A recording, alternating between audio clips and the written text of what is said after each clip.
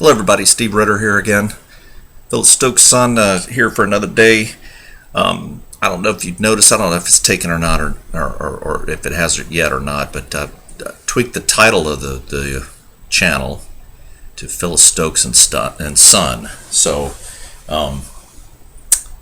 just little tweaks here and there. Again, trying to keep with the spirit of the channel and everything that Mom had. I've also played around with the camera a little bit here, so it's so when I hold things up to show you, and I'm going to show you some things today with my mom, the early years, Phyllis Stokes, the early years. So I found some things that she had and all her papers and all from her childhood I thought you might be interested in. I looked through it. I was pretty interested in it as well. So when I hold it up, you'll be able to see it the correct way. It won't be reversed. So tweaking around, slowly figuring this stuff out. So continuing on, just a quick update as well on the prints for the paintings. So the photographer is just about done with them. I'm picking up the pictures and the paintings and the files on Monday, and she's going to drop off the high quality photos with the printer. So I'm hoping to have the Etsy site up, and I'll have all that information, and I'll do another video with detailed explanation of how you go on and look and see which ones you want and order, and I'll set all that up. So early this next week it should be up and running, and then just as soon as I can get I've had the process set up. I've done a lot of work working with the printer to set the process up to be able to take your orders, let him know how many I need of each, put them together, get the mailing tubes, put it together, get your address on there, and send it off. So I'm working through all that now. So we should be up and running here this next week. So, but appreciate all the support and everything. I hope you enjoyed the last video I did. I took Benjamin and Bella up flying on the airplane. That was a lot of fun. They had a blast. It was a beautiful day. It's another beautiful day here in South Carolina. It's starting to get warm now, so I think tomorrow's supposed to be 88. So summer's coming. It's like the opposite of Game of Thrones, right? It's not winter's coming, summer's coming. That's the way it is around here. So the hot, humid weather and all that. So anyway, I thought you'd get a kick out of this. I was looking through. So I think when she got all of that, because we used to keep a big trunk in our house, and that's where Mom kept all the pictures and baby books and all of that stuff. And when I was a kid growing up, we always had that stuff, and I'd take it out periodically and look through it, just because everybody wants to know how they were as a kid and all that. So I used to look at that, but I never remember seeing any of this stuff. So I think this actually was what my grandmother, her mother, kept. And when she passed away, she got all that from Grandma and kept all that. So, and I just kind of was looking through it here. The first thing is her certificate of birth. It's got her little footprints on here, and this was 8th of January 1945 in Virginia. That's where she was born. I don't know why it's marked on it. Even if you can see the scribbling on it, I don't know why that's that. I don't know. Who knows? I thought this was pretty cool too. An immunization record for her from well, that's her birthday, but I could see she got her smallpox vaccination in 1952, and then the polio vaccination in 57. I think that's about the time the polio vaccine came out. I think it was in like the early to mid 50s. So I thought that was kind of cool. And then this is a baby book that my grandmother had that she recorded in who visited, just this standard thing that most people do, baby born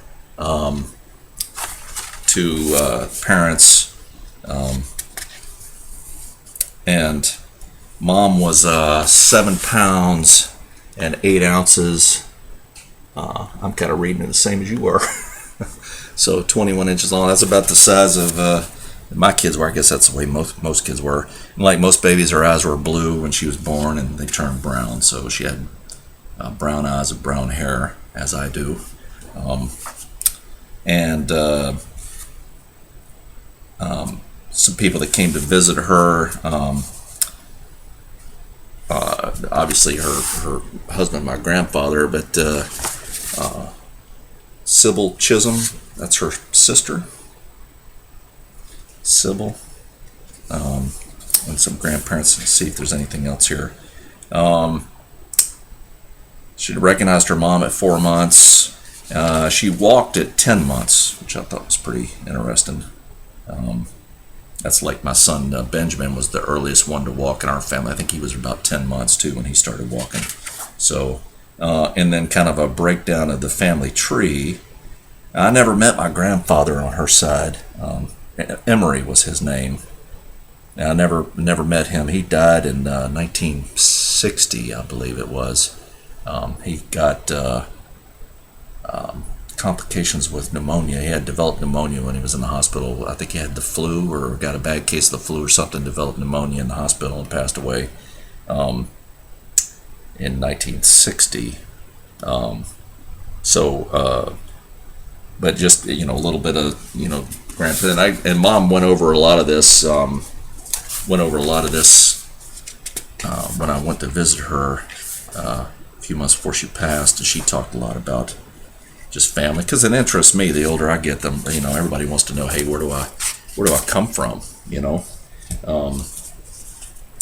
and then we gotta kind of get into our school years. I found this was a little index card of books that she had read, which is funny because my daughter does the same thing, because we would, to get our kids to read, they loved to read, they were voracious readers, and we would pay them. And the classics, classic books that we had some classic books. We pay them $20. If you read a classic book and tell us about it, that's $20.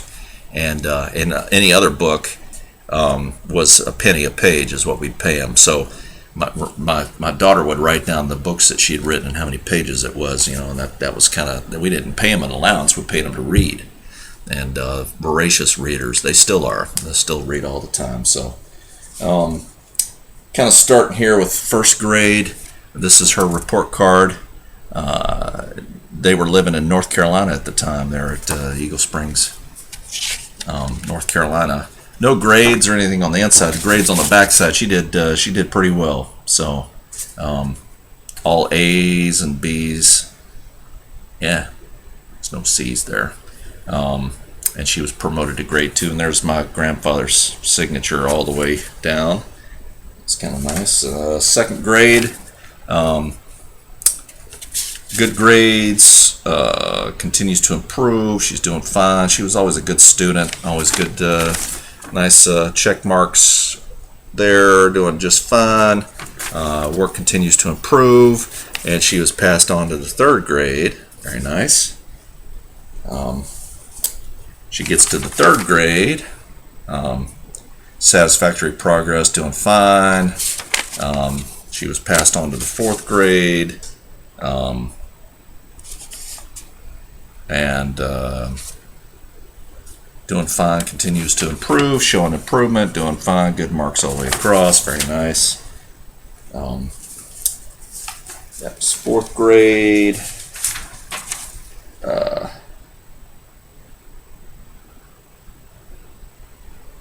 So she's doing fine. Fourth grade, satisfactory progress, doing just fine. These are all the things they were working on, all the check marks. At this point, they were up in Virginia, Hampton, Virginia. So they were up there. My grandfather worked on the shipyards. He was he worked on the shipyards. I'm not sure what he did. I know he welded some things. Maybe welder. I guess he did a little bit of everything. So, fifth grade. This is her fifth grade report card. Copeland Park is where she lives. So I know one of you had sent pictures to her, emailed her pictures of Copeland Park back, and I guess that was a community that they built there to house the shipyard workers during the war. World War II. So Newport News was a big shipyard, Hampton Roads and all that area there. So um, her her work is always neat and well done. So mom said she was always a good student, and here's proof. So and then we get to seventh grade, 1957, 1958. Here's some grades. So that's some issues there. She got some C's, but I'm sure she got a talking to from her daddy, because then the next 6 weeks she brought it up to an A. So she was doing, yeah. So I'm sure she got a talking to from her dad. So let's see. I thought this was an interesting comment. So apparently she was doing too much talking and gum chewing. Apparently gum chewing was bad back then. So I'm sure a lot of you. Now I taught at junior ROTC in high school, and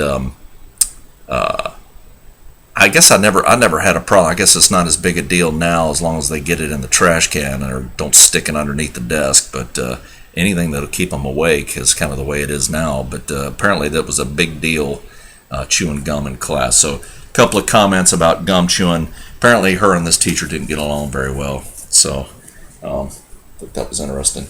That was the last report card I had. Some work that she did. Apparently she got in high school, and I thought this was pretty cool. This was her junior year. She had to do a term paper, or a research paper, and she did this on Jackie Kennedy, and did a paper, and so back then here was her grade. So some challenges. She got better grade than I did on my first term paper. So. But no typewriter. They wrote it out, and this was her story about Jacqueline Kennedy. It was,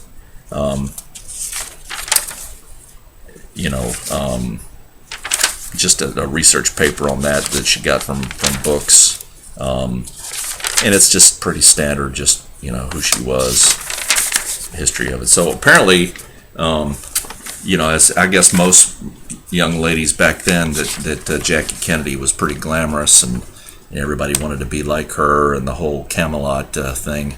It's just, I thought that was neat to see that. Mom, look at that. I always remember she told me, because I asked her, I was like, well, who did you like growing up, and who did you admire? So it's good to kind of see that.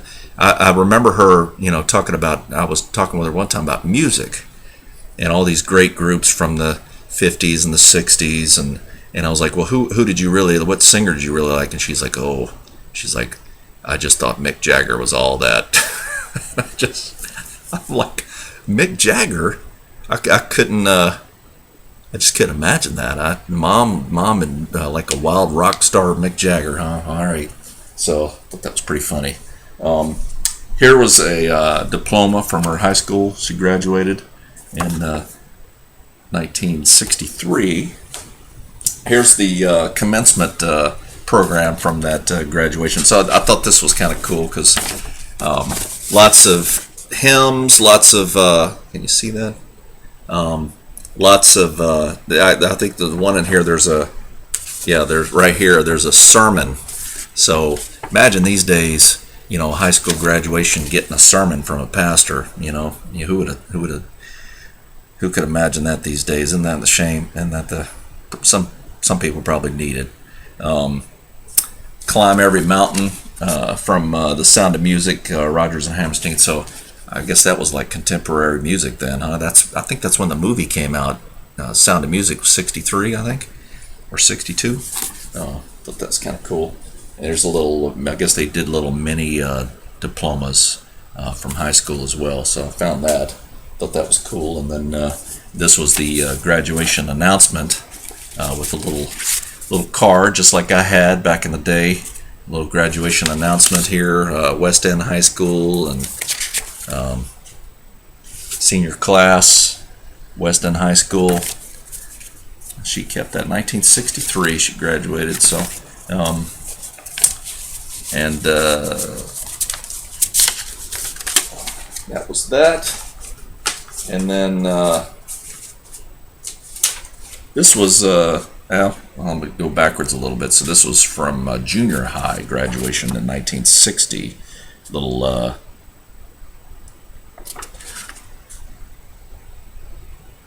yeah, it was from Hampton, Virginia. So she went to junior high school all the way there. So they lived in Newport News for a long time. I think till her dad, till my grandfather passed away, and then they moved back to North Carolina. So I think she's talked about all that in some of her other videos. But that's just a little snapshot of Mom from the early years.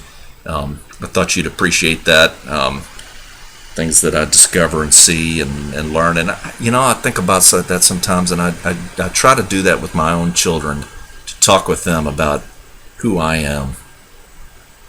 Because I guess the more they know who I am, the more they'll see who they are, right? And because what's the expression? The apple doesn't fall very far from the tree. I also love, there's a Sting song, Brought to My Senses, but there's this one line in that song that he sings, and he says, inside every turning leaf is a pattern of an older tree. And I love that, and it makes me tear up every time I hear it, because I think about that, because it's about children and our children. Because you could take a leaf from a tree, and I don't know if you ever turned it over and looked at it, but the veins on the back of the leaf are roughly like what the tree looks like. And I just love that beautiful what is it, analogy. I love that. And so the more I can let my kids know who I am and where I came from and what I did and how it was growing up and all that, the more they understand what shapes me, and they understand kind of what shapes them and what they're all about. So I always try to pick Mom's brain a little bit and talk about that. Learn what motivated her and how she was the way she was. So, but one thing that I gathered from her, that her studies and why she was so studious, is her dad admired that, and she told me she was very much Daddy's girl, and her daddy admired that and treasured that she got good grades, and that she studied hard, and she was conscientious and all, and she really thrived on that from her dad. And she talked a lot about her dad passing away and just how painful that was for her. She was very much a Daddy's girl, and so that it helps me understand what drives a little bit of that in her, But I asked her a lot about him and how he was, and what motivated him, and the kind of man he was and everything else. And I was able to talk with her about that, because I never knew him. Anyway, just I hope you enjoyed this some little interesting tidbits there, and we'll probably get back around. The fridge is starting to thin out a little bit now, so it's probably about time to cook something else now. So I'll probably put something else in there. But again, the plan, I hope to have an update for you early next week, and detailed instructions on how, if you're still interested in the prints from her paintings that she did, and I'll put that up and everything else. So hope you enjoyed the video. If you haven't yet, I hope you like and subscribe. Make sure you hit the like button, the thumbs up. Appreciate that. Appreciate everything, and all the continued support.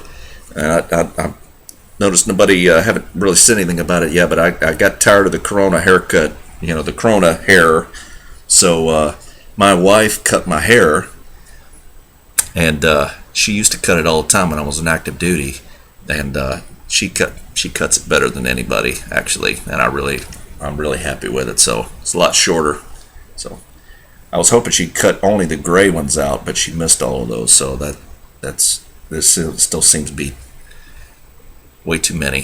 So anyway, I hope you enjoyed the video. Enjoy spending time with you as well, and hope you have a great day. And this is Colonel San. Over and out.